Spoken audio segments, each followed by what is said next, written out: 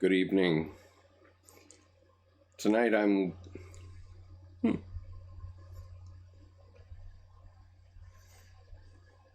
Good evening.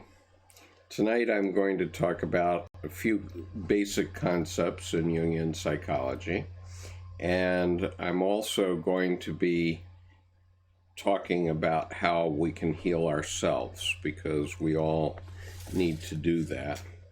And I've had a number of followers who have come to me over the past few months and asked for a conversation. And afterward, they said that from their point of view, they felt better than they ever did with any psychotherapist. So I'm not a mental health professional, and I make that very clear. But I do want to talk about self-healing tonight. But before I do that, I'm going to first do a very quick summary of the 7 stages of consciousness that we talked about last week during the session. It was a very complicated, long session, and we didn't get to the 7 stages until near the end. So I'm just going to go through the 7 stages of consciousness very quickly. And we can talk about them if you want. I'll certainly respond to chats. But there are 3 videos in the recent videos on the topic of these stages of consciousness. So I urge you to go look at those longer videos. So the first stage of consciousness is our infancy. And at that point in time, we don't know how we're separated from the world. We're just part of life. And from the parent's point of view, the child, an infant, will seem like a little king or queen, because they want what they want and they want it now, and there's no messing around. You have to do it, and you have to do it now, Mom. And so you do take care of those things. But then when they reach about 3 years old, you get the first no from a child. And when that happens, the participation mystique falls away, and then they enter stage 2 of consciousness. And welcome, nice to see you tonight, Grace, welcome. So stage 2 of consciousness is when a young child looks up at his parents and says, wow, Mom is a goddess and Dad is a god. And I specifically remember this, especially as it related to my mother, because when I was 5 years old, my mother had to drive across the United States from Philadelphia to Seattle by herself in what was then an early SUV. It was actually a Willis Jeep station wagon.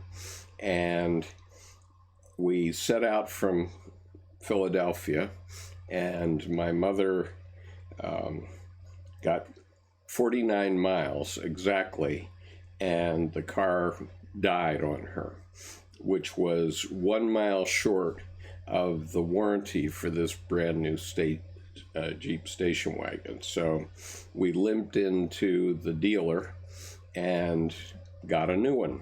And then we set out on our trip across the United States again. And so in this car for this 10-day period were my mother, me at age 5, my brother at age 3, and my sister who was 9 months old.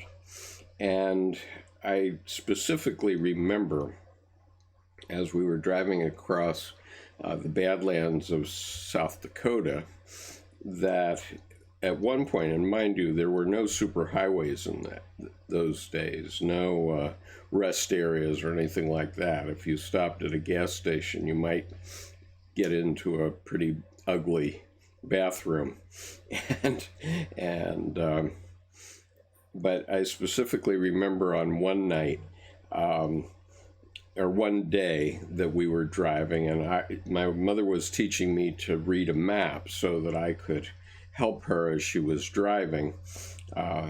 Early form of Waze, I guess. And I remember looking up at her and thinking, my goodness, I'm with a goddess. I literally thought something to that effect when I had this insight. And then we drove all the way to Seattle and then sat in a motel for 2 months waiting for shipping to take us to Kodiak, Alaska, where my father was being stationed in the Navy, but my father had to go ahead of us.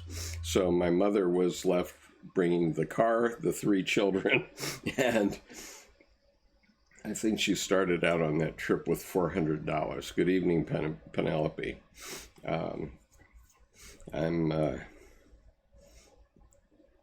I'm just going through some reminiscences. So anyway, in stage 2, we think of our parents as gods. In stage 3, it usually comes in our teenage years when we no longer think of our parents as gods, and then we project the God image out on religious figures, perhaps on a pastor, also on various isms like materialism, etc. And so that's the 3rd stage of consciousness. And if you believe in God, if you are a believer in God, you are at this stage 3 of consciousness. Stage 4 gets a little bit more difficult, and it's the stage that we've suffered through in the 20th century. And this is a stage where we lose our belief in God, in the sense that God falls off the roof of the cathedral and into our psyche, and most of us don't know that. So we have a lot of atheists and agnostics in the world, and they may go to church for the community of it, but it's, you don't feel that God is really present, and you have all these doubts about religious tradition. And that's what we have suffered through during the 20th century, and 175 million people were killed. In the 5th stage, you actually end up having a religious experience, and that is indescribable, and I can't I've put a few examples of religious experiences that I've had because I have them very often, and occasionally I have one on camera while I'm doing a video of something, or in one case I caught still pictures, and so at least you can see how my religious experiences sometimes manifest. And those you can find in a playlist on this YouTube channel called Breakthroughs to the Unconscious. And the most dramatic one of those experiences is the video that has a thumbnail that shows the Navy Blue Angels flying over the 4 jets side by side. If you look at that video, and especially look at the if you look at the commentary underneath the video, you'll definitely see what I'm talking about, and you can go to the specific points in the video and see. But you really must listen from the very first sentence, because there are some quite profound things that are said in the first 2 minutes of that video before this religious experience happens that you need to process to understand why I was so profoundly moved by that. But what you will see in that video is something that no human being could possibly plan. There's no way that it could have been planned in the physical world.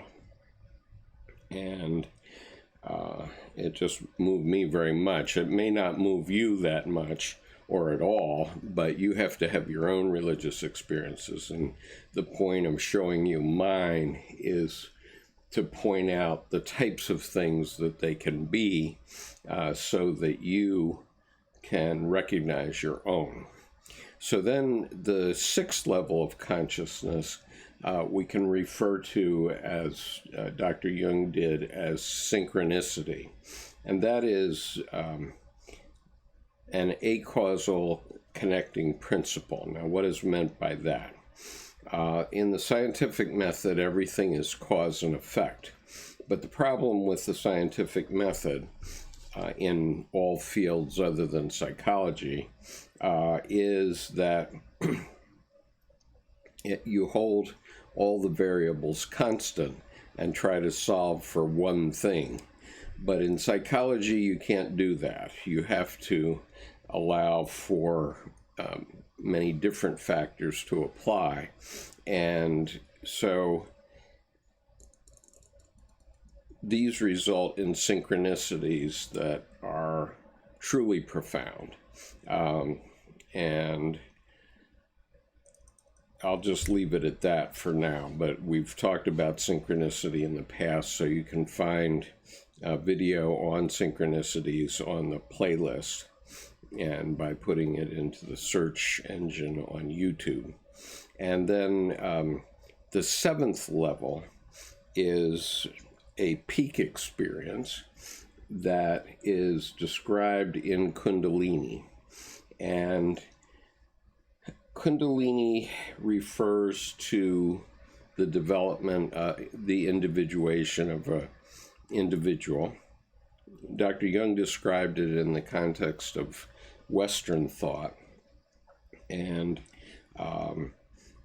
basically what it is at some point you cause the unconscious to stir, to you're no longer in participation mystique, and all of a sudden your psyche says it wants something, and it's unpredictable what that want is, but it pays to pay attention to that.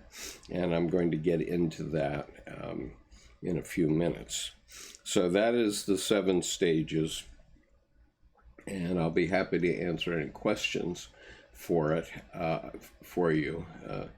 Penelope says, I found the 7 levels brilliant reflection. Thank you for explaining them. What is participation mystique? That participation mystique means that you don't know that you're separated from everything else in the world. This is a situation that primitives are in, for example. And so, but it's also the situation that all living beings are in. They're simply alive. They're just doing their thing, their automatic thing. And so if it's herds of wildebeest or buffalo or crocodiles in Africa, they're just doing their wildebeest thing or their elephant thing, and it's instinctual. And so when you're born, you are instinctually doing the things that a baby does with its mother, and mother also does things that are instinctual. So mother is also in the participation mystique with the baby, and they're not really thinking about much other than to fulfill the next need. And so that's basically what it is. And so we're all there initially in our babyhood until we're about 3. But then gradually we pull away from that. We realize that we're a little different from mommy. And so at age 3 or so, we say no. And when we say no, that's a sign that our ego is starting to develop. Now, I wanted to go back now to 5 memes that I think are pretty basic to Jungian psychology. And this may be an easy way for me to start talking about specific ideas in Jungian psychology for this group. But the first one is the meme that was up when the evening began, which is, there is no coming to consciousness without pain. People will do anything, no matter how absurd, in order to avoid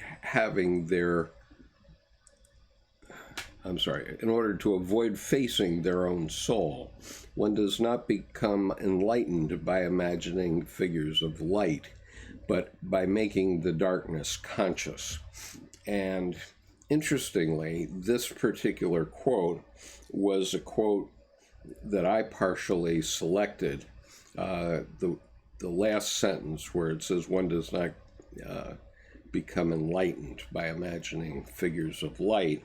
And I used that quote in the frontispiece of the novel I wrote. So obviously it's had an effect on me for a very long time. That was in 1993. So that's 26 years ago now. It's hard to believe it's that long, but nonetheless, it is. And so I wanted to talk a little bit about pain. Pain causes us to wake up and be conscious of things. And there's an interesting quote here. And I'm looking at Encounter with the Self, a Jungian commentary on William Blake's illustrations of the Book of Job by Edward F. Edinger. And I've read this entire book onto the YouTube channel in 2 videos, which you can find on the front page. So I'm on the home page, so I'm not going to read all of it. But in one of the parts of it, there's a short passage which is called Going to School to Pain. And so this is what Dr. Edinger says about it. Pain is the great enigma of existence. It is the perpetual dark companion to sentient being. A patient in the aftermath of an experience of intense pain, which was renal colic, found these words forming themselves within him. Going to school to pain. Pain says, if one would teach, he must first get the student's attention. I am an excellent attention getter.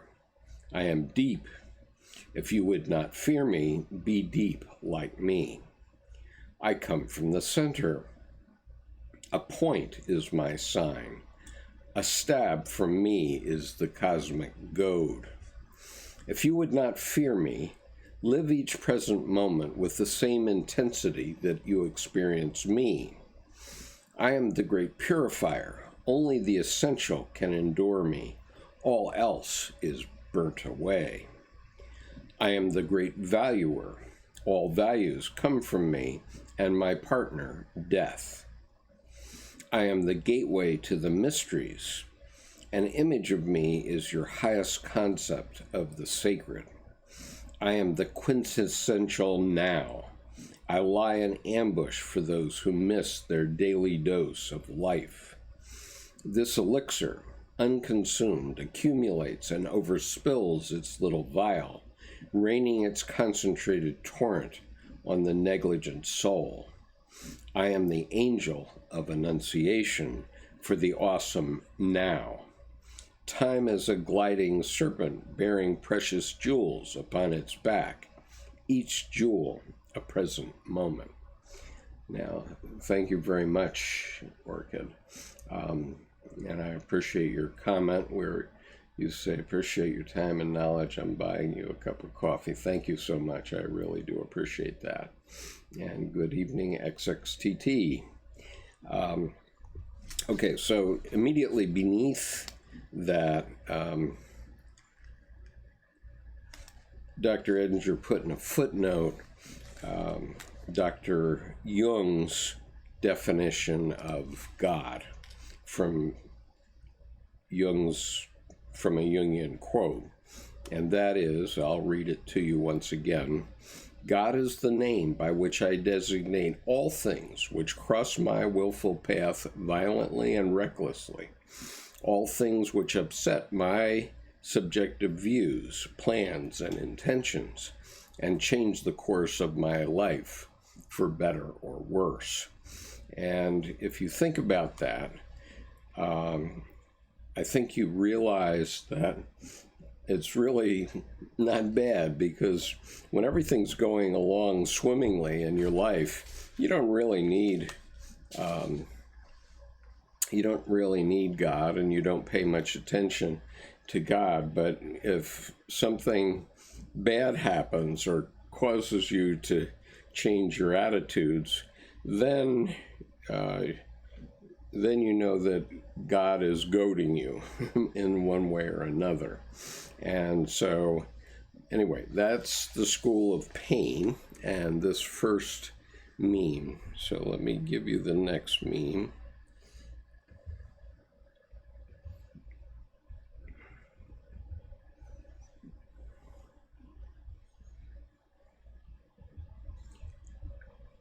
Okay, so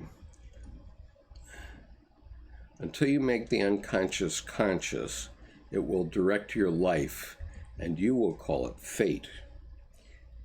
And so that has always been a sort of a mysterious quote of Dr. Jung's. I finally think I've grokked it, but you'll have to question me if you don't quite get what I'm talking about.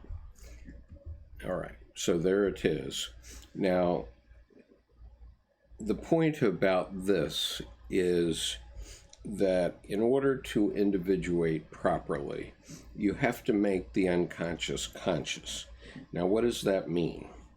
All creatures, all living creatures, every single one, down to the smallest microbe, knows how to become itself. Okay, and so an oak tree knows how to become an oak tree. And it does it unerringly, so that any botanist or tree surgeon or whoever who was looking for an oak tree could easily find an oak tree in the woods. But every oak tree is different, and so it is with every rose and every lily, every snowflake, as we know. And so becoming what you were intended to be, which includes all the differences, is individuation. Okay. And the thing about human individuation is that our self, our deepest archetype within the unconscious, tells us how to change to become ourself. And it does it unerringly in the sense that no matter what happens to a human being in life, regardless of language or culture or whatever it is, when something goes wrong, then you start to get suggestions from your unconscious. Now, these suggestions come in the form of dreams and visions, and sometimes these can be extremely, extremely awesome, okay? That's the best way to say it. And Penelope says, this is my favorite. It took me a few years to really get it. It took me about 25 years, honestly, to really get it.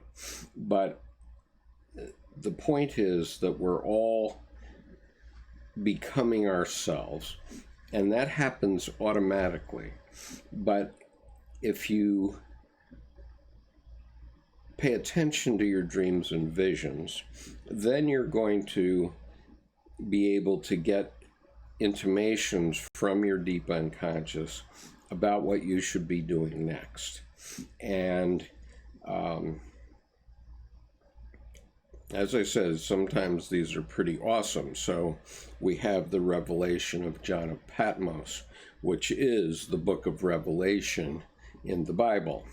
And that revelation is, obviously, it was quite a dramatic scene that he conjured up, and that was a revelation to him. The problem we have with it is that that happened at a time when human beings were not very knowledgeable about what dreams and visions were. And so the result is that in 325 at the Council of Nicaea, the men who decided to put together the structure of the Holy Bible decided to put John of Patmos's vision into the Bible. Okay, there weren't a lot of written works at that time, 325, the 4th century.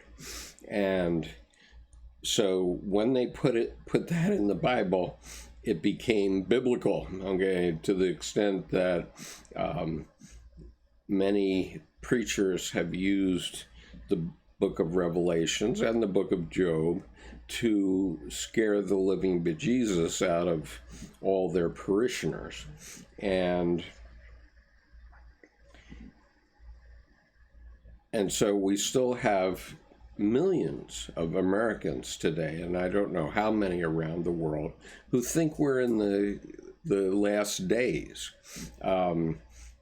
as described in Revelation. But, you know, the funny thing is, the Battle Hymn of the Republic actually contains the last few, maybe 10 or 15 verses of Revelation, the very last verses in Revelation, where it's talking about the stamping out the grapes of wrath and so on. And mine eyes have seen the glory of the coming of the Lord. So at that time, at the time of the American Civil War, American Union soldiers thought they were in the middle of the revelation times at that time. And when Dr. Jung wrote Answer to Job, which I'm going to refer to in a minute, he referred to World War I as the apocalypse, and he said after the apocalypse. And then in, let's see, what year was it? 1999, after Dr. Edinger's death, this book was published, The Archetype of the Apocalypse, Divine Vengeance, Terrorism, and the End of the World by Edward F. Edinger. And so he was talking about, in great detail, the archetype of the apocalypse and how we tend to think of the apocalypse. And it happens that today I was listening to a video between Dr. Paul Vanderklay, the Reverend Paul Vanderklay, and an individual from Canada. And that individual was telling that he had these apocalyptic dreams. Well, yes, we do have apocalyptic dreams, and most people do have them. And so, but it doesn't mean that in the physical world there's going to be an apocalypse. That's just the way our psyche works, because it's trying to get our attention about something. And if you're having an apocalyptic dream, it probably means something like you're doing something that your unconscious doesn't think is right, and it's trying to get the message through to you that you're off course. And of course, we know that many dreams can be quite dramatic, and many visions can be quite dramatic. So it will grab you by the throat and make you change. And sometimes it can cause you to drive off the road. As most of you know, I think I had a vision that Mephistopheles himself sat down in the seat next to me when I was driving down the highway. Now, that psychogenic vision that I had was caused by a very emotional moment, which was when one of my daughters told me that she thought I was going to hell. And I was very upset about that. And you can find several videos on this topic where I discuss this in great detail. But the point is that when that vision happened, it's not a question of me saying, oh yeah, this is a psychogenic vision, I can just forget about this, because something very ancient, primordial, is coming up from your psyche. It's a complex, and it's trying to get some message through to you. And so I didn't know what to do, and the only thing that came to mind was to make the Faustian bargain. So I made the Faustian bargain that Mephistopheles could have my immortal soul on my death, provided none of my daughters ever thought that about me again during my lifetime. But when my daughter said, I think you're going to hell, she actually put me in hell for about a decade, okay? Because that vision was, as you might guess, it was quite awe-inspiring. And it's not a question of arguing with it like you might if you were in a psychotherapy office. It was, what are you going to do right now about this being that's next to you? And it was a vision. I acknowledge it was a vision. But I made the Faustian bargain, and it disappeared. And it has not come back. And so that was the right answer in that moment. But it troubled me greatly. And as a result of that vision, I really had to study Jungian psychology much more deeply. I knew it was a psychogenic vision, but it also told me, oh my God, this is what fire and brimstone preachers do to this day, and what they did all through the Middle Ages when people didn't know any better. They would say, something fire and brimstone about the devil and probably describe him pretty well in one way or another. And sure enough, he'd appear to some people. And then they'd go to the priest or the minister and say, oh, save me, please. And so I'm sure that kept a lot of people in the church, because those things actually happen. And so, but the main point here is about the individuation process and how your psyche reacts to every situation in your life, and it gives you the best guidance it can, and it's instinctual. Okay, so think of it this way. Your instincts developed through every living ancestor going back to single-celled organisms. All of us are the result of evolution, of creatures that successfully reproduced from single-celled organisms down to us, to every one of us. Every one of us is the result of that evolutionary process. And so that instinct that's developed is the instinct that kept us alive when we were climbing through trees in Africa 100 million years or 10 million years ago. I don't know. I see Gray Yates is here with us tonight, so he could probably tell us when the first primates appeared. But all through those evolutionary periods, our unconscious instincts kept us alive and kept our ancestors alive all the way to today. And they do a lot of things that are seriously unconscious and we don't think about. For example, we have a heartbeat that beats about 72 times a minute. We breathe about 12 times a minute. Our cells regenerate something like every 7 years, with the exception of a few, but most of the cells in your body do regenerate every 7 years. And so, and it causes us to grow up and grow into being adults, like the tree grows up and is adults. But sometimes in the human species, our unconscious needs to get our attention. And it's a primordial capability that was developed long before there was reading and writing. And so mostly it communicates to us in visions, dreams and visions. And it's up to us to figure out what those visions are telling us, because it only is done in images, and it does it with images that are within each of us. And so Gray says the number is about 65 million years since the first primates developed. So that's interesting. And Gray also said, the day of judgment is both coming and happening right now. It is an ever-present reality.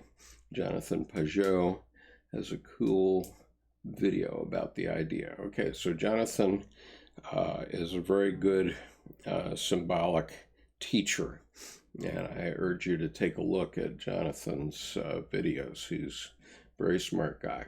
All estimates would be give or take 25 million years. Okay. So our species, the human species, has only been around, I think, for 4 million years or something like that.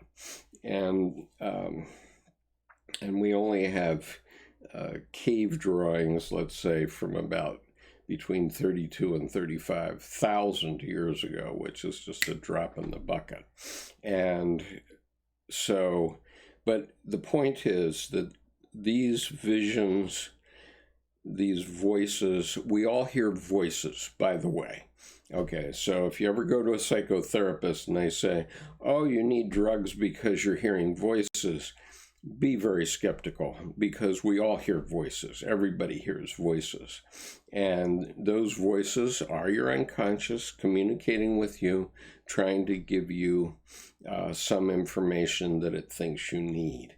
Now, sometimes that's pathological. Okay, so if you're actually insane, then you're talking to voices all the time, and you can't differentiate between the real world and this psychic world, and so you can't function. In that case, you have a severe mental health problem, and then you need psychiatric help, and maybe you need drugs in that case. But let's talk about the difference between Dr. Freud and Dr. Jung.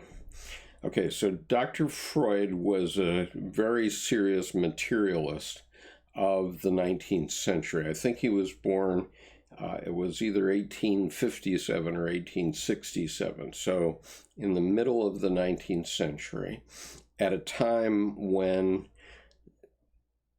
the collective unconscious was working up to a time when Nietzsche would say, God is dead, okay? Because Nietzsche hadn't worked through to these higher levels of consciousness. So he said, God is dead, in Thus Spake Zarathustra. And, you know, some people have said to me that, oh, well, you've taken that out of context. Well, we don't remember it that way anymore. Okay, so unless you read Thus Spake Zarathustra and you read the whole thing and pay attention to the context of that statement, what we remember about Nietzsche is that he said, God is dead. And what that meant simply was that the myths, the magic stories and narratives that came up in Christianity, and there are these myths in all religions, have been proved not to be true by the scientific method. However, Nietzsche didn't know about this fifth stage of consciousness. And so, and we barely know about it. I mean, maybe you know about it because I've told you, but a lot of people, when they, they're currently, right now, there are a lot of people asking whether Jordan Peterson believes in God. Okay, and the point is that belief is something that happens in the third stage of consciousness. In other words, it's like a teacher. Teacher tells you something, you believe them. They teach you that 1 + 1 = 2, and it always equals 2. Then you believe them. A teacher told you something. That's a belief. But you haven't been through the actual experience that Pythagoras went through, for example, when he discovered the prime numbers in whatever year it was, 500 BC or something like that. And those are archetypal numbers. And so you haven't been through those experiences. So you're taking somebody else's word for it.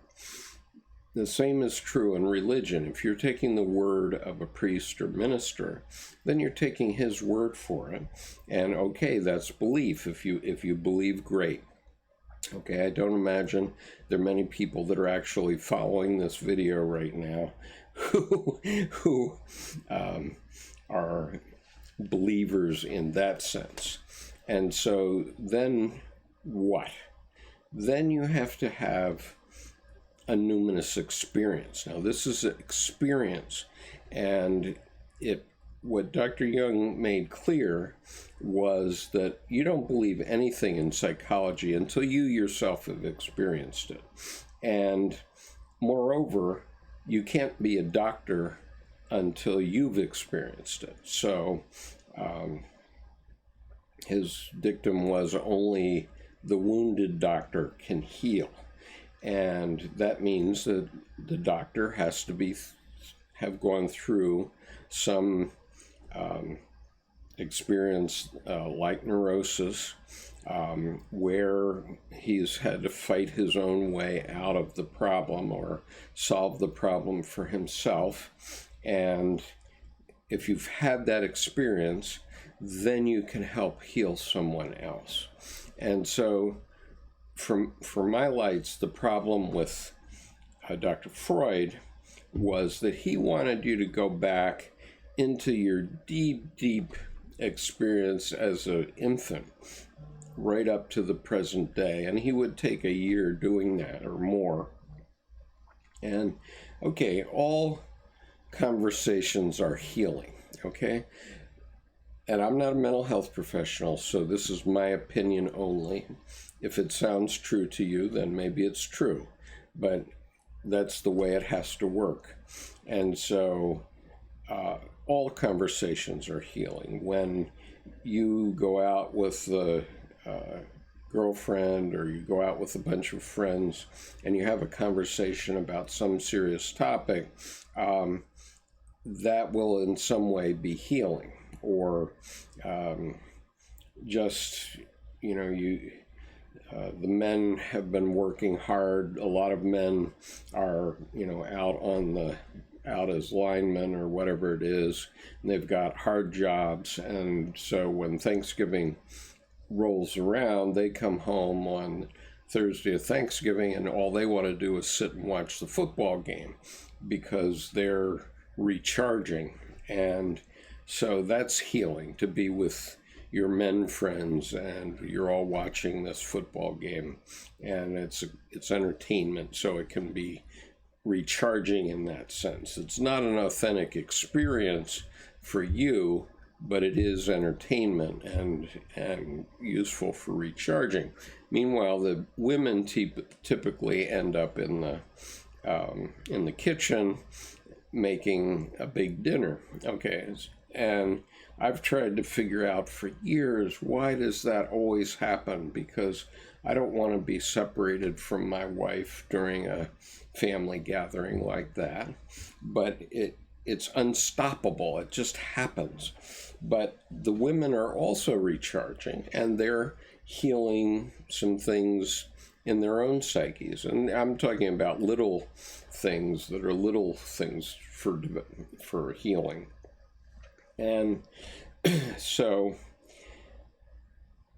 any conversation that you have, if you go out to tea with your girlfriend, or you go out for a drink with your girlfriend, depends. If you have a long conversation and the two of you get lost in that conversation and it's just between the two of you and you're just thinking about that and everything else in your life falls away, that's a healing experience, because that's getting toward the psychoid layer. Now, I'm not going to talk about that in detail, but it's a level of the unconscious that licensed psychotherapists can take you to. But in a normal conversation, it happens too. We just don't know that that's technically what it is. And so, just having a conversation with the guys or having a conversation with a girlfriend is healing. And so they're all therapeutic, okay? And so, anyway, going back to this quote now, your unconscious is trying to make you conscious of things because that is going to heal your problems. And so when it's very normal to be pushed off track, we all are all the time. That's what the meme about pain was, okay? We have some pain, our mommy spanks us because we wet our diapers, and that's painful, so we have to lament about that. That allows us to develop our ego a little bit, and it teaches us that we have to learn about controlling these muscles that control our bladder, okay, or our bowels. And so we learn about that painfully because either mommy spanks us or because we're embarrassed or ashamed that we did that, and very quickly we all get toilet trained. Okay, so, but that's, now we're conscious of that. And so, painful things happen to people all the time. And, I'll just give you an example in my own life. Okay, when I was in the 8th and 10th grade, I went out for the football team, but I was a very small guy. And so when I went out for the junior varsity team in my high school, I weighed 125 pounds, and the average football player weighed 164. The heaviest guy on my team was 195, and he was the center. Okay, but the average in this high school football team was 164. I'm just curious if Gray's here, what his average is. But in any case, because Gray is a football coach. But anyway, I was going out for this team, and I wasn't a fast runner. I always had problems with speed, and so I ended up playing linebacker and outside tackle, believe it or not. And that meant that I had to hold a cushion in front of me very often for a half hour in every practice, and the big guys would come over and knock me over. They'd do a crossbody block or something like that, and they were learning their skills, and my skill was I was holding the tackling dummy. And so I can't even tell you how many times I got hit. Okay, there was pain involved, but the football coach lived across the street from my father, or from us, and my father asked him how I was doing one time, and the coach says, "Well, he's got guts." But so what did I learn from that season? Well, I learned that football wasn't going to be my thing, and So even though when I went out for the team, I had visions of being a football hero and imagining that I could be a football hero and run the ball down the field and that sort of thing, very soon through pain, I learned that, I just wasn't big enough to be a football player, not in high school. And okay, now I'm bigger than any of those players at that time, or at least I'm heavier than any of them. but I had to go on with my life. And so what happens is your unconscious will suggest something new. After you lament about the fact that you can't do that, then it will suggest something new. And that's what this quote is about, this quote that we're talking about. So if you become conscious of the fact that your unconscious will offer some other solution, then you'll be able to develop, as Dr. Jung says, standing up instead of treating it as fate. Because if you go with your instinct about what you should be doing, whatever it is, and it could be anything, then you're going to be a lot happier. And you won't be just dragged along by fate, but anyway, you're going to grow up and become an adult human being. And whether you pay attention to your unconscious or not, anyway, you're going to get dragged along. And so if you pay attention to it, then you're going to be much happier. And so there was this meme the other day that I was using, which let me just get that for you. I was using this meme about the desert, and just let you read that for a moment.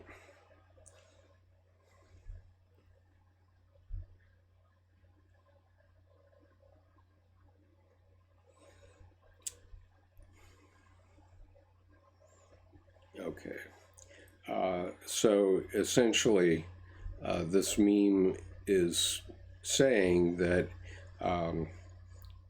your fantasy needs to kick in, the images that you have to have in your psyche need to come in, and they need to be able to communicate with you, and you need to be able to understand them. And I hope those words are legible to you. Maybe I better make it a little bigger so you can see those words there.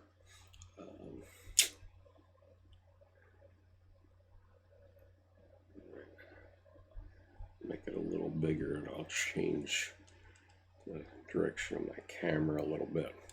Okay, so the idea is, how do you get this flow of ideas coming? They will come if you're lamenting, if you've run into a roadblock, as Mother Superior said in The Sound of Music to Julie Andrews.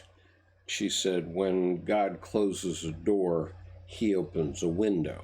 And this is what she meant, which is that you're disappointed about something. So Maria was disappointed about not being a good nun, and which she probably didn't have nunning in her. And so the Mother Superior was saying, well, don't worry, something else will emerge. Okay, now, if you don't know, if you're not getting those intimations at all, then it seems to me that there's some tricks that you can use to get those intimations. And the main trick is to do something creative, because your deep unconscious wants you to be all you can be. Okay, it's like the oak tree that wants you to build out all the leaves, and only that oak tree is going to have all those leaves. And so the oak tree is trying to to build out in you. So if you, well, let's say you think you want a motorboat, and so you buy a motorboat, and then you find out the truth of the old saying, the best days of owning a boat are the day you get it and the day you get rid of it. Between those 2 days, it's a hole in the water in which you drop money. And so there's truth in that. So once you've experienced that, then you can say to your psyche, been there, done that. And so then your psyche isn't trying to make you buy a motorboat anymore, presumably, unless that's really your thing. And if it is, God bless you, and enjoy your motorboating, because if it's God's gift to the meaning of your life, then, go with that, okay? The same is true as if you're a football player and you're big enough and strong enough and so on, and you can get into the NFL and play successfully for 15 or 20 years. Wow, that's a gift from God, and you should follow that. But if you get beat up too many times, or have broken bones, or whatever it is, and then you need to find a new line of work, then this unconscious is going to give you an idea. So where you can get this is by picking any creative activity. Okay, so for men, go to the Sears store and look around in the tool department. And if some tool speaks to you and says, wow, we really want to be together, me and this drill press, then great, take that drill press home and see if you can make something with it, or a circular saw, or whatever it is,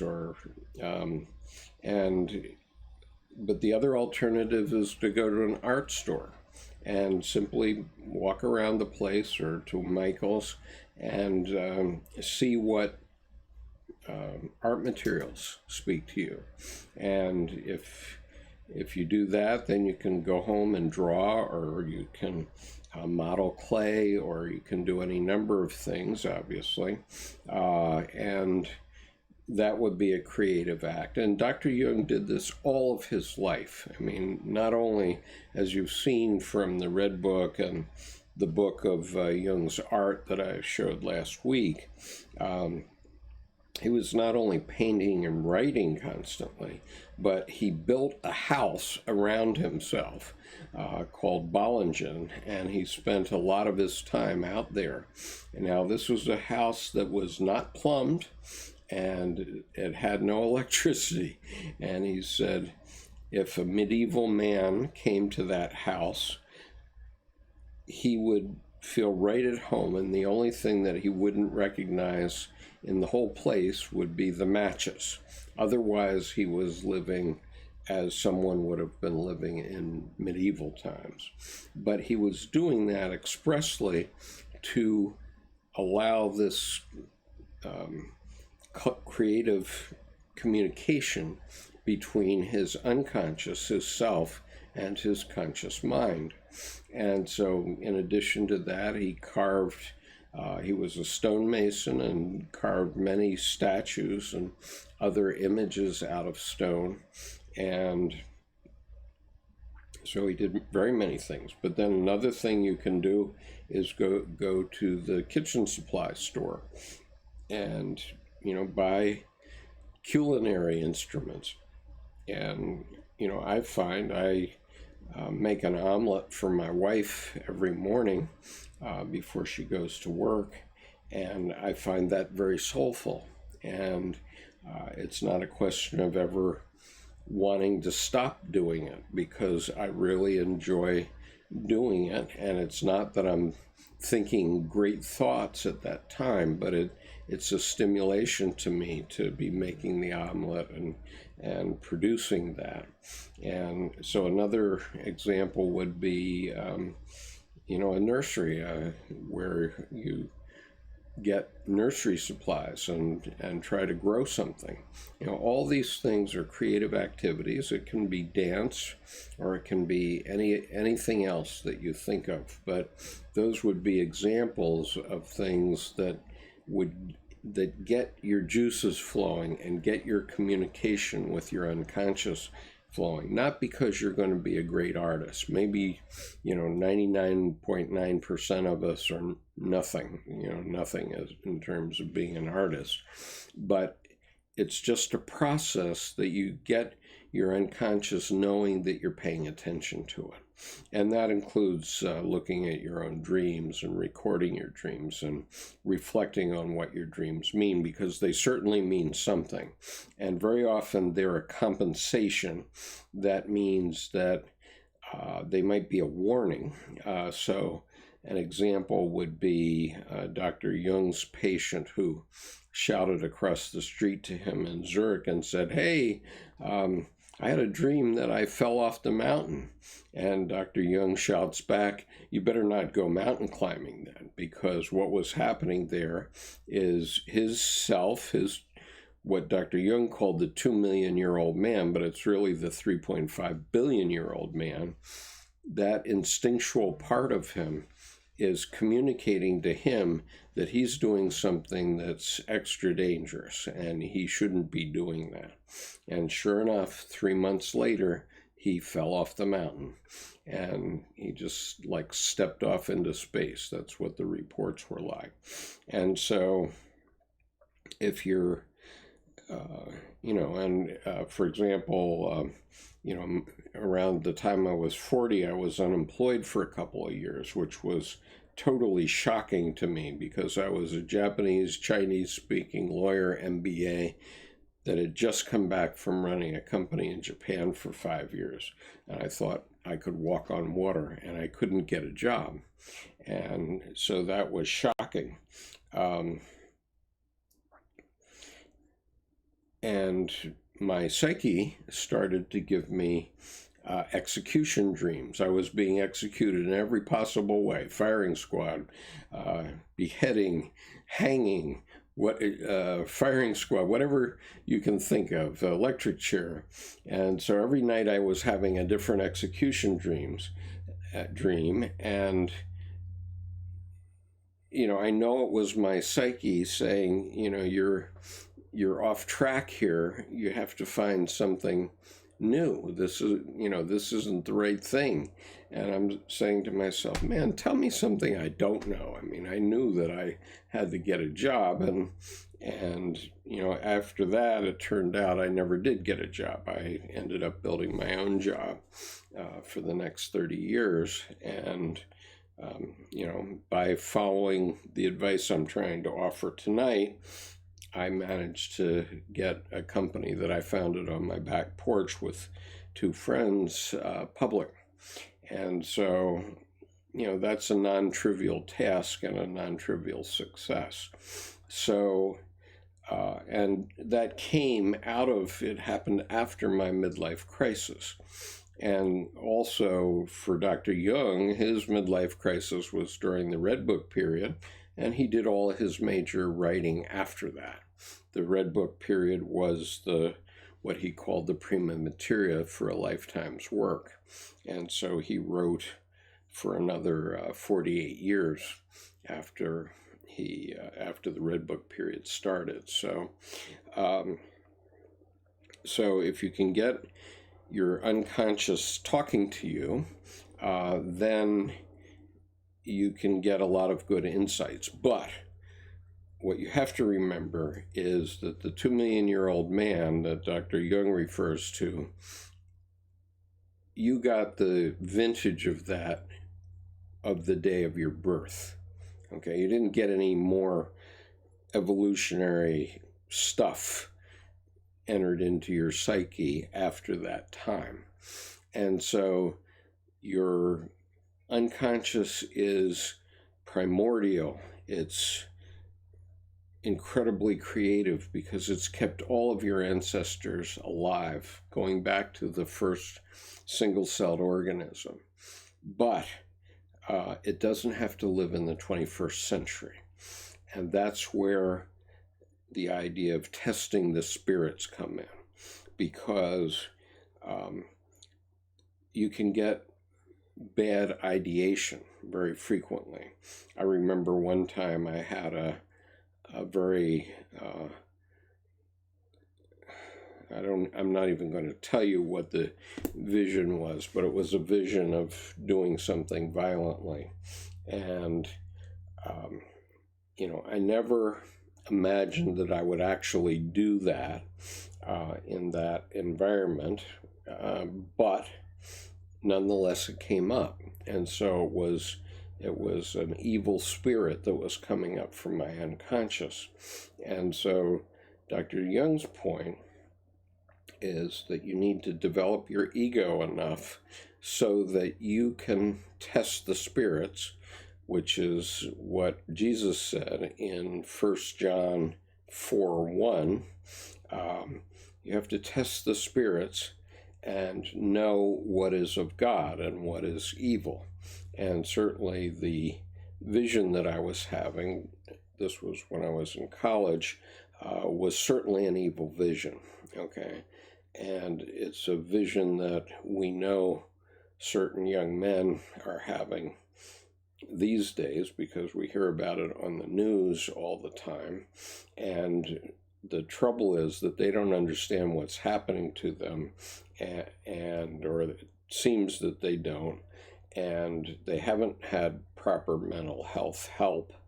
And so they actually do heinous things in our society. And so those things can come up in any of us. And it's the job of the ego to differentiate between the good ideas and the bad ideas. And so when you're developing the ego, then that's when the Job archetype comes in, which is contest, defeat, lamentation, and rebirth. And so that's what's happening in the individuation process. Each time you're defeated, and a Jungian analyst wants you to come to him with a defeat. I once heard James Hillman say in a conference on a recording that, can't we find a defeat in here somewhere? And what he meant by that is a Jungian analyst has nothing to work with if you don't come to him with a defeat. And so we have to have these. We have to make mistakes every day. And,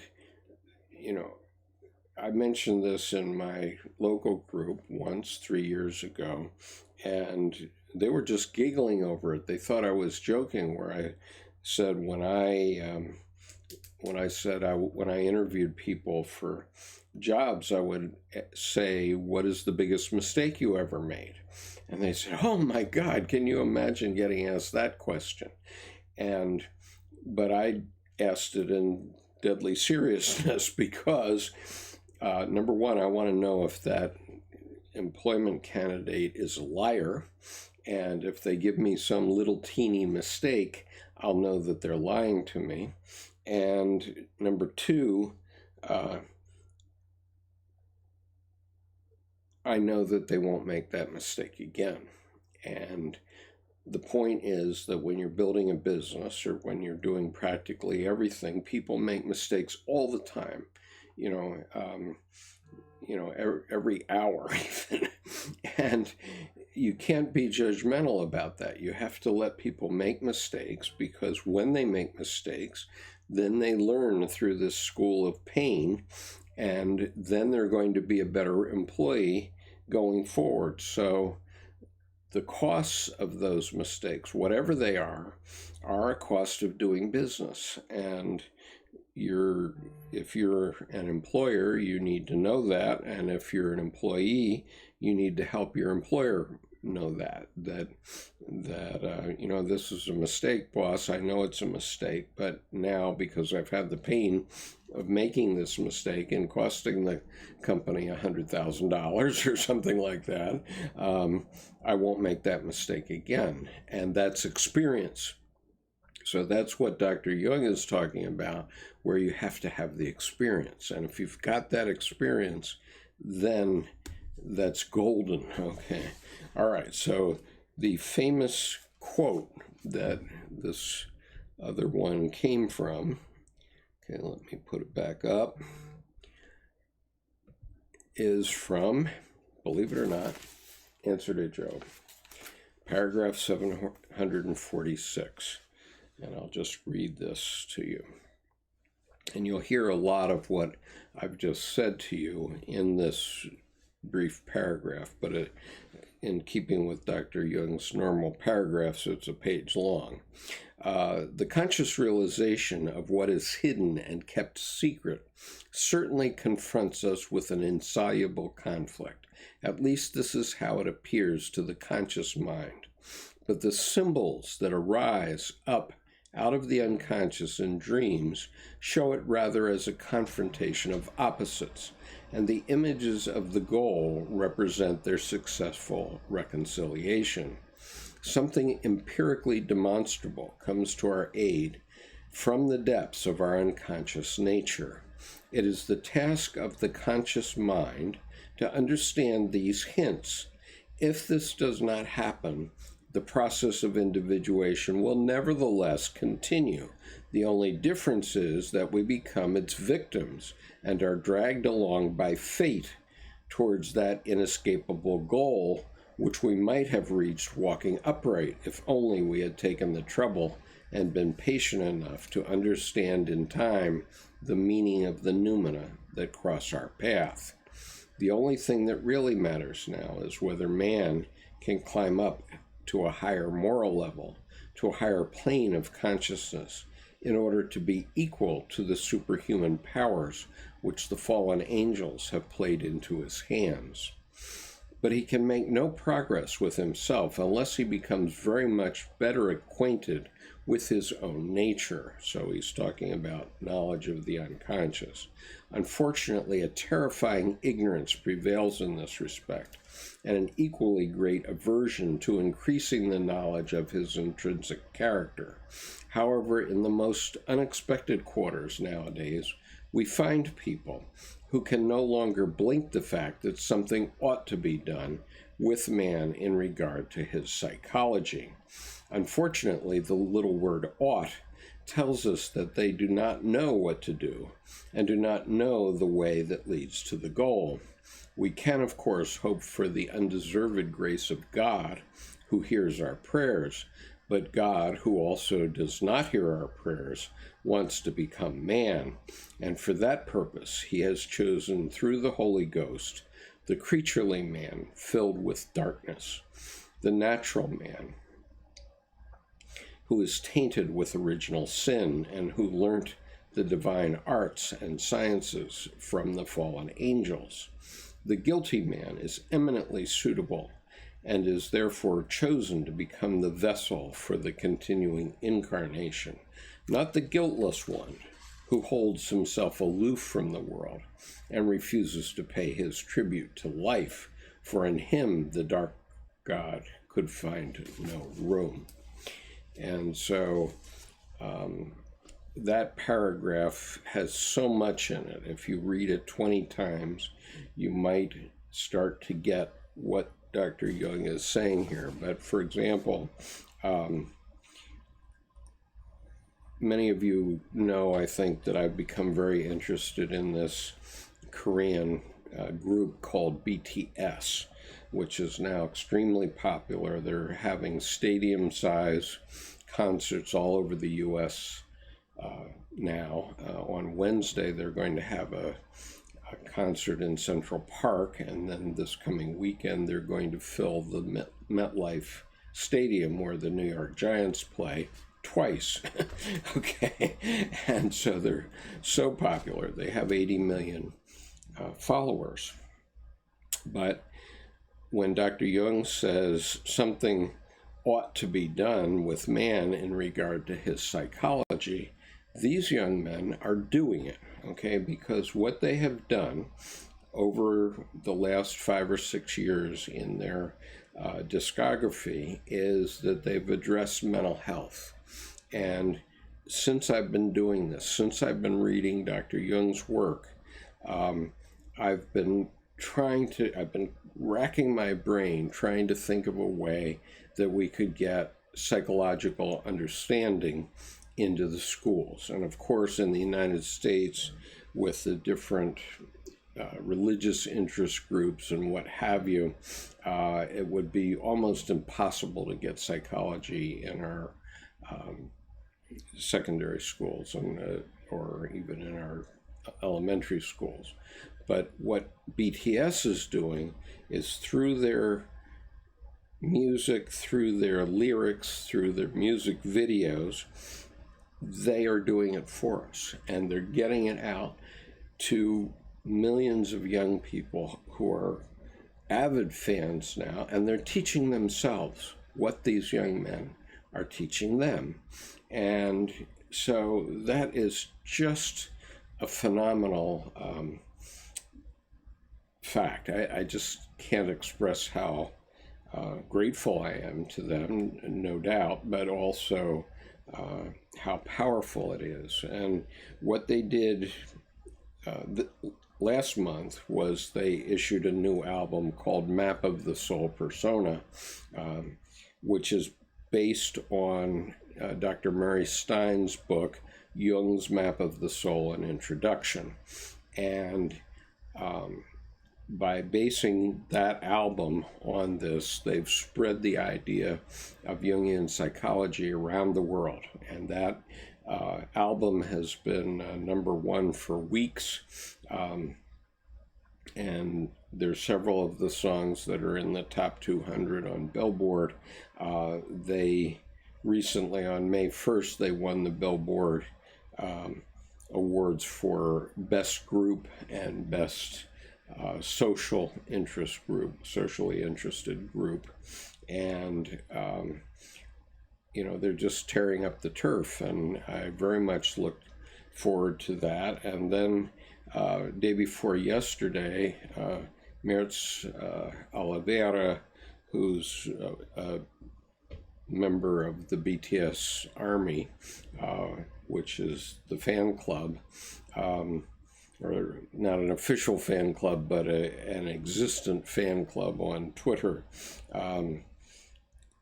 pointed out to me that before this album, there were references to the Red Book. And so yesterday, I think it was yesterday, I published a video of the connections between the Red Book that's in the music videos of BTS, Dr. Jung's Red Book, the book, Jung's Red Book for Our Time, Searching for Soul Under Postmodern Conditions, and the Red Book of J.R.R. Tolkien, which appears in Lord of the Rings as the Red Book of Westmarch.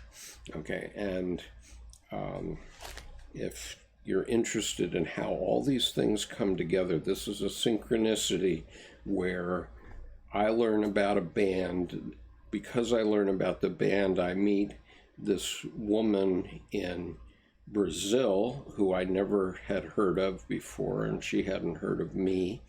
And we make a connection back to Dr. Jung's Red Book time, which was over a century ago, started over a century ago, and we make a connection to J.R.R. Tolkien's Lord of the Rings.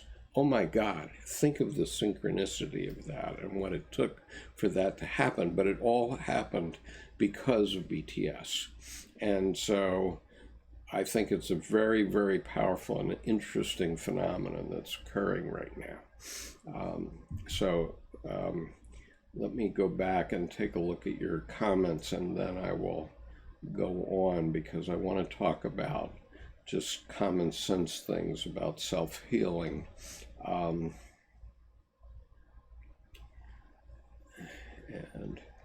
Penelope says 6 May 1856. I guess we're talking about Freud, and meanwhile Jung himself was born in 1875. Whatever started everything died, and everything born afterward continued and is continuing now. So yes, God is dead. But that's not true. Whoever said that, we have someone who's not identifying themselves, but they say God is dead, and God isn't dead. Dr. Jung found the living God, found where he lives, and how he goes about doing the work of the Godhead. And if you follow this channel and look at some of my other videos, you'll understand why I emphasize that. Now, Michelle Van Kampen says Gnosticism and holds up her hands. Okay, well, I don't know if that's saying stop, Michelle, because Gnosticism, the so-called connection between Dr. Jung and Gnosticism has been the way that the church has held off Dr. Jung's work for a century, shamefully. Okay, because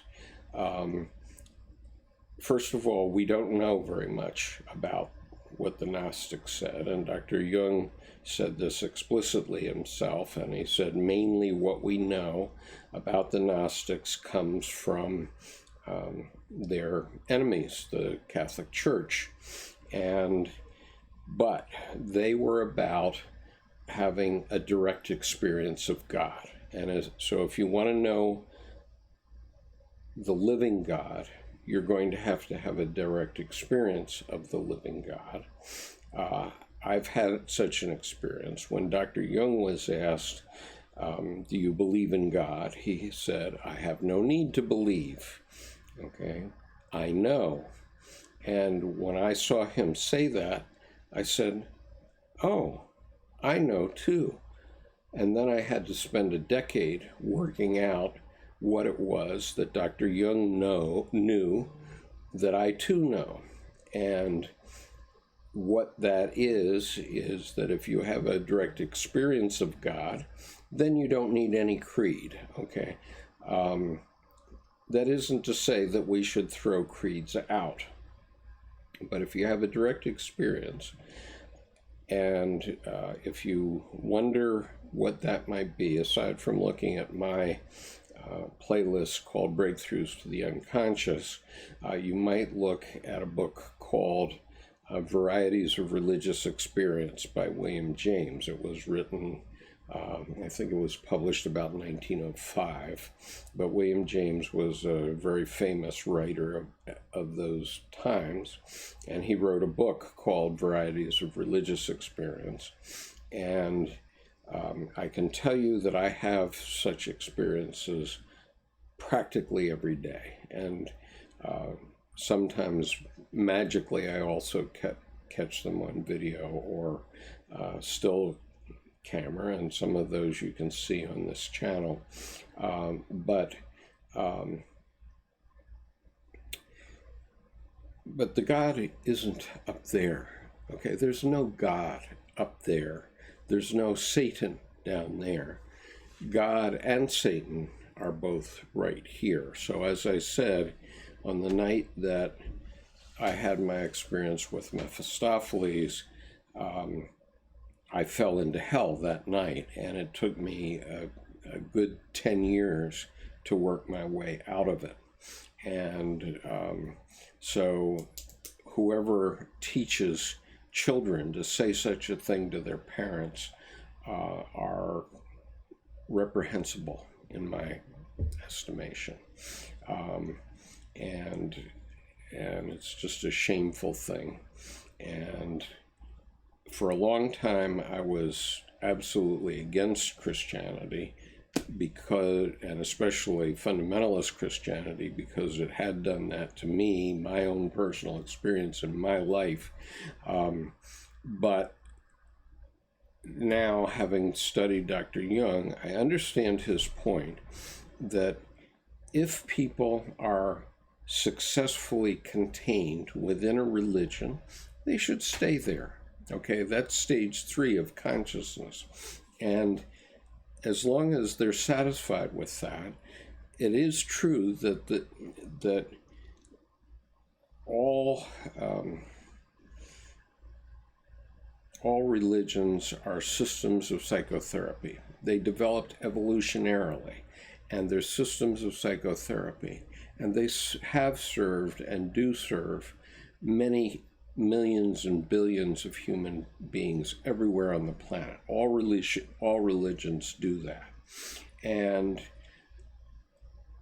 so that we shouldn't interfere with that for those people that are successfully contained in the belief. Okay, if they can, it's like going to school. If you can believe 1 + 1 is 2, then okay, and you're happy with that, good. But the problem is that we got into this stage 4 in the 20th century where so many people became agnostic or atheist. And once that happened, there has to be a different solution. And that different solution is only available to those of us who believe that we have reached stage 5. And so I use the term belief, but I know that I have had this direct experience. And I'm sorry I can't share it with you perfectly. The church wants to intermediate between you and God. And Dr. Jung says, let's go have a direct experience, which is what the Gnostics did. Now, maybe the church was right in the 4th century when they stamped out Gnosticism, in the sense that early Iron Age men and women probably couldn't necessarily get their minds around a God that was within them. And so the intermediation was necessary during the development of Western civilization. But the problem is that when that failed, and we killed 175 million people last century, then we need to go further and find these higher levels of consciousness. And that's where Dr. Jung was working, and that's where he's pointing to. And those are the things that I am talking about, among many other things. So, if you're going to try to use Gnosticism against Dr. Jung, that's just, you're closing your ears to what we need in the human species in order to evolve to the next stage of consciousness, which is what Dr. Jung felt was necessary. And so Anthony Roberts says, is it just me, or do Jungians tend to abstain from alcohol while Freudians tend to imbibe? I have no idea, Anthony. I haven't done a study of Jungians on their alcohol use. I can say that, I do drink from time to time. Most of you have seen me at my Sammy's sessions when I normally get a carafe of Merlot. But I don't drink a lot because my grandfather was an alcoholic, and he had a stroke when he was 58, and he died at age 68, which is 5 years younger than I am now. And so every time I go for a second bottle of beer or another glass of wine, I always think of that, and that causes me to not do. But also, Dr. Jung was instrumental in the original concept that went into Alcoholics Anonymous. And one of the fundamental ideas in 12-step programs is that you do have a spiritual experience, and that's what helps alcoholics stay away from liquor. And that idea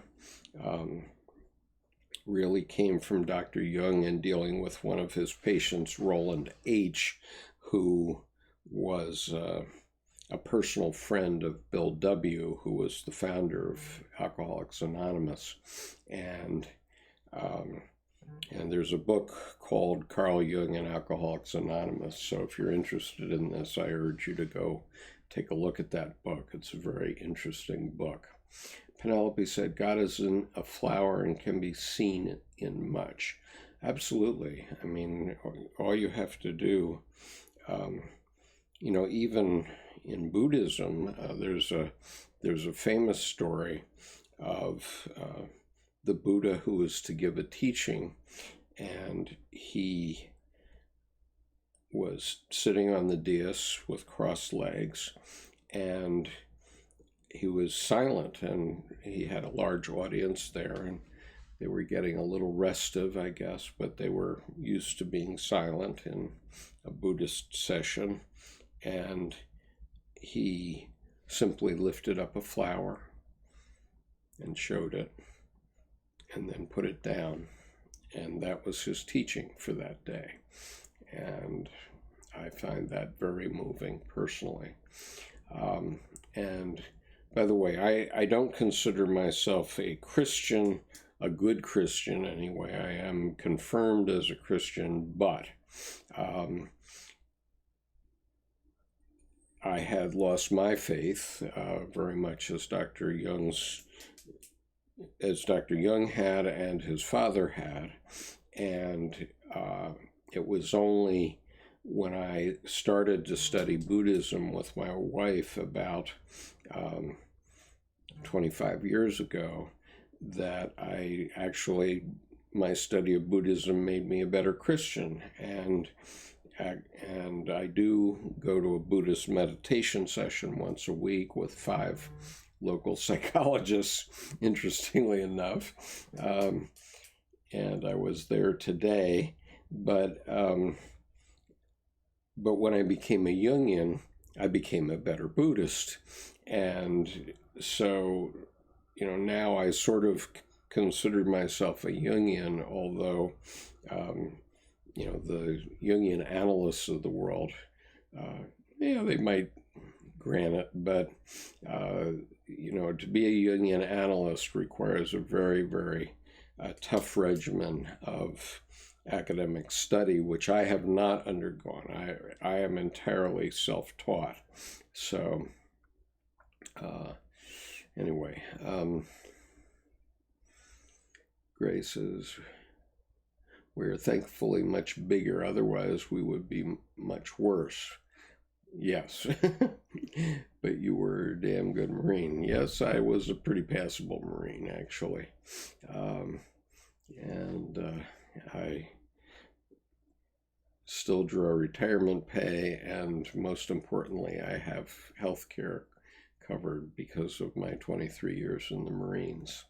Anthony says, as far as boating, it is a sunk cost which you can lessen if you learn your boat and fix it yourself, which comes in handy when you're out on the sea all alone. Yes, and what I've found over many years of boating is that something goes wrong almost every time I go out. And so it's very useful to be clever in your boating. I've never I've had a few accidents. At one point I had a ripped mainsail, and I was in a very heavy seas in the middle of Tokyo Bay, and the U.S.S. Midway was bearing down on me. And so I've gotten myself in a few jams while boating, but it can be a very pleasing activity. And if that is a useful meaning for your life or a useful entertainment for your life, I say go for it. And I have done a lot of it over my life, and I find it does connect me with myself, and so I think it's very powerful. And all those repairs are part of the process of connecting with yourself and having the confidence to go out and be there. And I've always been a very confident sailor. And so, I'm still here to tell about it. Penelope says, I do this in sleep. I see eyes face to face, and I ask them, are you of the light? That's interesting. And what do they answer? Penelope, protoplasm says, what if the way your DNA builds you out, as long as you're alive in these repetitive cycles, there's another psychological DNA, though, builds out your identity in these repetitive cyclic moments? Well, yes, I think that's what does happen. Kislev says, thank you for the purple hearts. I appreciate that. Kislev says, sir, there is some kind of symbol between the red and the blue, between that confrontation between those colors. I've been seeing it in BTS ultimately. Well, in BTS, they are using a purple heart to indicate the fan group. An army doesn't stand for a military army. It stands for adorable representatives, microphones for youth. And that's what army means, or something like that. Or it can also mean, rather than microphone, it can mean master of ceremonies for youth. But it's people who have dedicated some of the time in their life to help young people come along and pass through the various transformations that young people have to pass through. And so the Purple Heart came along long before I've been around, and I'm just running along behind, trying to catch up with what they've done, which is extremely powerful to me. And Lord, I am very grateful to you in the same way that you are with Bang Tang. Yep. Thank you. Meritus says, hi, Skip and everyone. Hi, Meritus. Welcome. I'm always mispronouncing your name, for which I apologize.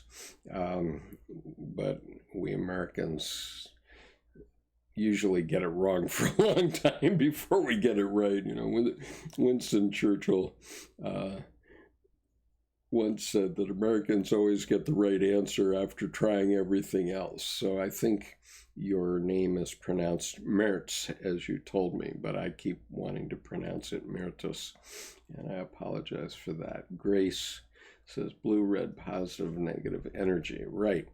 And so we need to turn America purple. That's definitely true.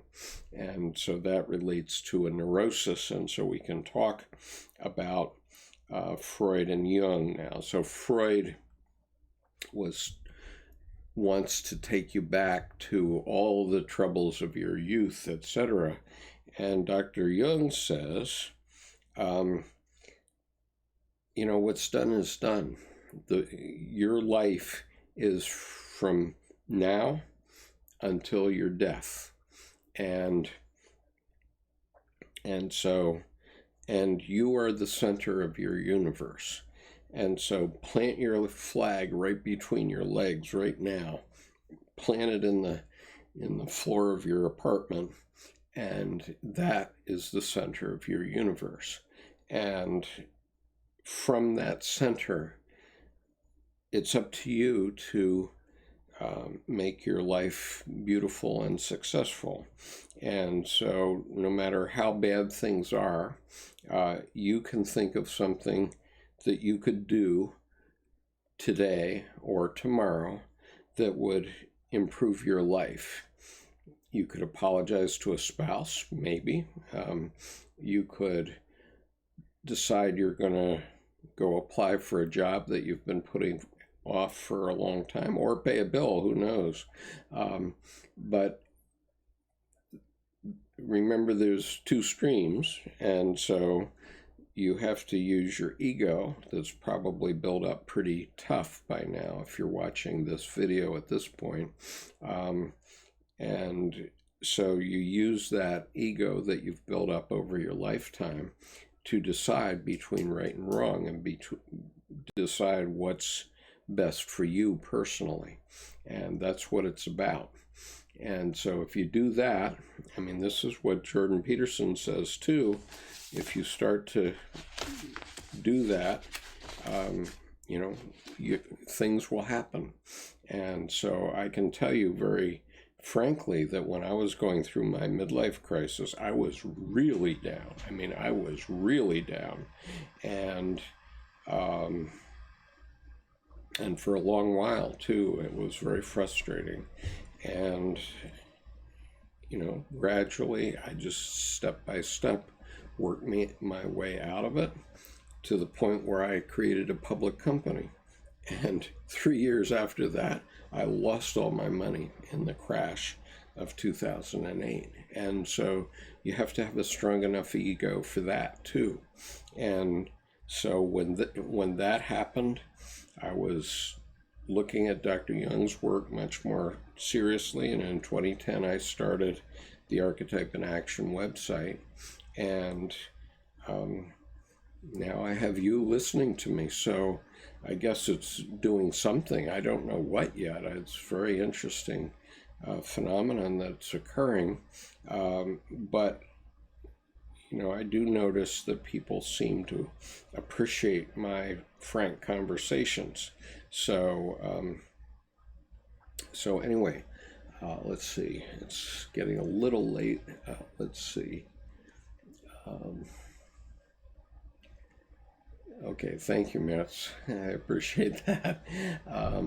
Okay, now, thank you, Gray. I appreciate that. Psyche creates reality every day. Yes, we are, as I say and have said often, the Logos created everything in this image behind me, everything.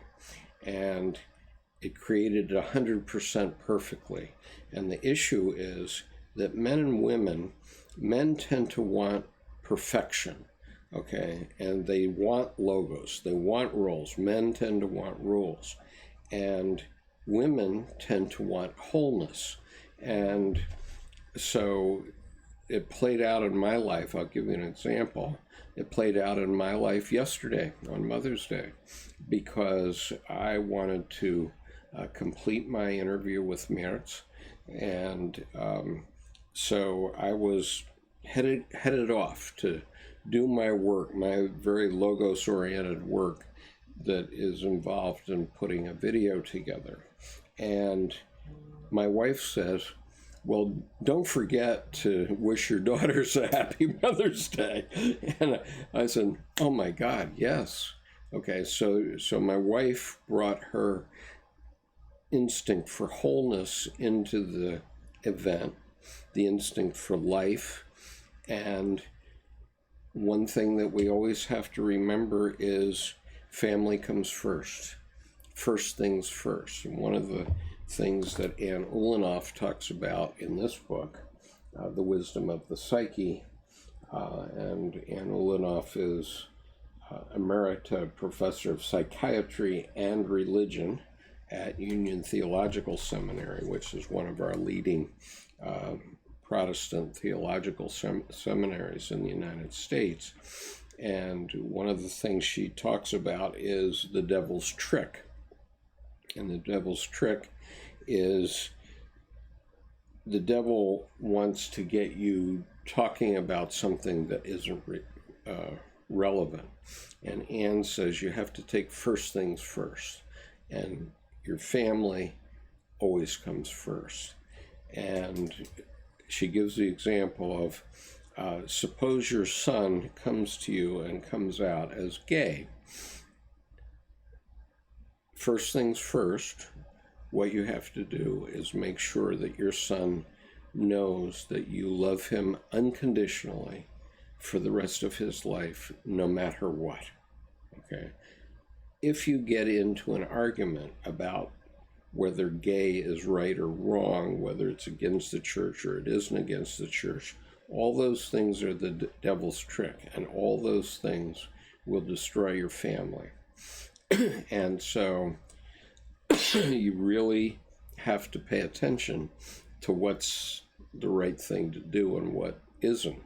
But from my perspective, family comes first. I've had employees who've had, serious problems, and some of them have cost me a lot of money or trouble for various reasons, but they had to do something because of their family. And I always said and say, family comes first. You have to take care of that no matter what. And so, for example, I came home from my meditation class this morning, and my mother-in-law needed something. And I'm not going to go into it. It's a little funny, but I'm not going to go into it. But she needed my help.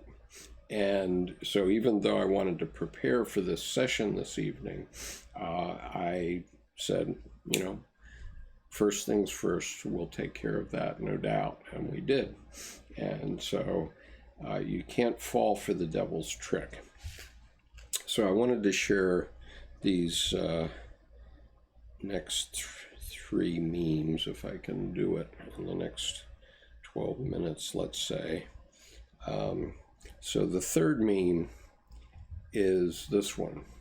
And this relates to my dictum about if you're not making a mistake every day, you're not trying hard enough.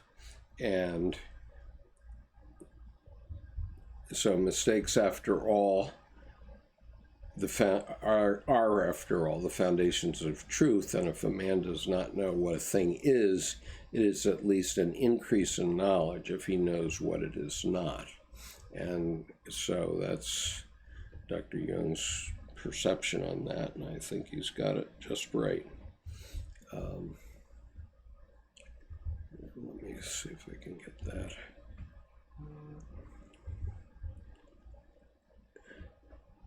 So we've already talked about it fairly extensively, so I'm going to switch over to another meme, and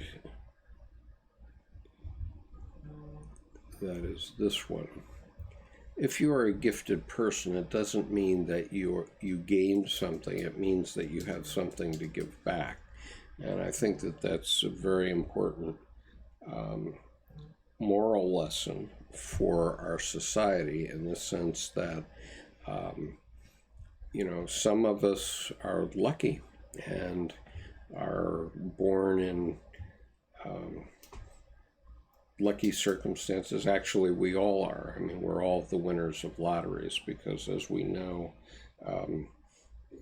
sperm come by the millions, and only one of them created us, conceived us with our mothers. And so we're all the winners of lotteries with impossible odds. But still, there are people in the world who are born in luxury or other lucky places, and they have an obligation to give back something. And if they don't, I don't know what to say about those people, but I think that that's an important tenet that we should think about, whether others follow that rule or not. And the last one I wanted to share for today is this one. Your visions will become clear only when you can look into your own heart. He who looks outside dreams. He who looks inside awakens. And so what this means, in my view, is that, if you're looking for somebody else's advice, you're probably looking in the wrong place, because then you're living their life, not your life. And so it's really necessary to, reflect on what your life is about and what you are about and how you're going to get out of the hole you've dug for yourself, whatever it is. And we've all dug our holes, and just start. And, I've done that many times.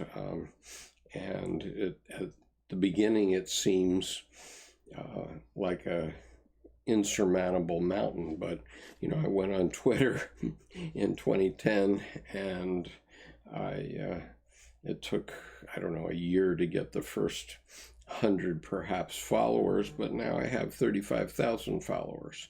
And so if I want to get an idea out in the world, I just go on Twitter, and just like our president, I can get that idea around the world very quickly. And if it's a good idea, people will pass it on. And that's happened. So Daniela says, my question for the luxury-born kid is it their obligation to give back, but their parents work hard for it? Well, I don't know whose obligation it is to give back. I think people have to reflect on it. But, you can only buy so many cars. I mean, I worked with a man once who was worth something like $400 million. And I used to call him Bill Gates East. And he was a very successful businessman. And he had, 20 or so red sports cars, every kind that you could think of. I mean, he had a Corvette and a BMW and a Jaguar and you name it, all these different kinds. They're all red, and he would get in them and take them for a spin, and then he'd put them in his garage, and he wouldn't really use them very much. And that there's something really sick about that, and about doing that, because material things are not going to make you happy. And, unless you're actually using them. If you're actually using them, then God bless you, and more power to you. But if you're not going to use them, and you're just going to collect pieces of junk, then what's the point? I mean, what are you doing? So wait a minute, I wanted to find, oh yeah, okay, so you've all seen this picture before, but I'll do it one more time. Okay, so here's a boat that's aptly named. It's called Never Enough. It's a 63-foot motor yacht, and I know what the sentiment is here, because I bought a power boat at one point, and the first time my partner in the boat and I took it out boating, we said, we need a bigger boat. And so in that sense, it's never enough, because if you're going to sit and go sailing on big water like the Chesapeake Bay, you better have a boat that can handle it. And this boat clearly could handle it. But my point is that if it's going to sit there at the dock and not have people in it using it, then what's the point? And what's the point of having multiple boats, unless you're going to be Aristotle Onassis and run ships around the Mediterranean, and that's your business? That's different. But anyway, that's my point. So I think people need to reflect, and both the parent, in this case that you're giving me, both the parents and the children need to reflect and see what the meaning of their life is. You said, oh no, it's done. What do you mean by, oh no, it's done? Oh, I see. Okay. Yeah, well, we're nearly 2 hours into it, and what happens is I seem to lose the connection. And so, well,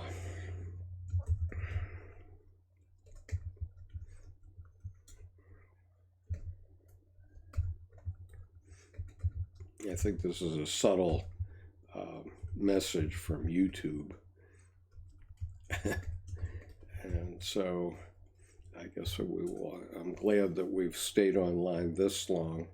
I'm looking into new alternatives for this, but for now, this is what we have.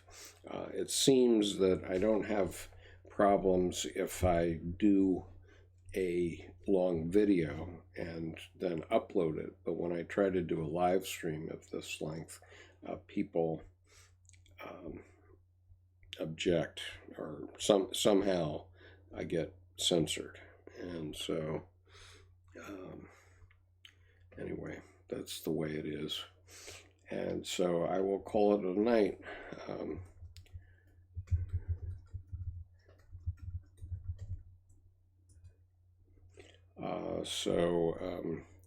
There's lots more on video on the channel.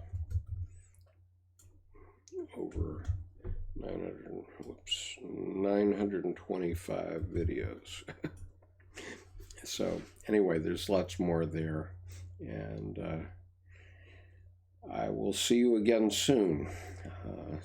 Talk to you soon. I do have an interview planned tomorrow, but otherwise, so I probably won't be online tomorrow.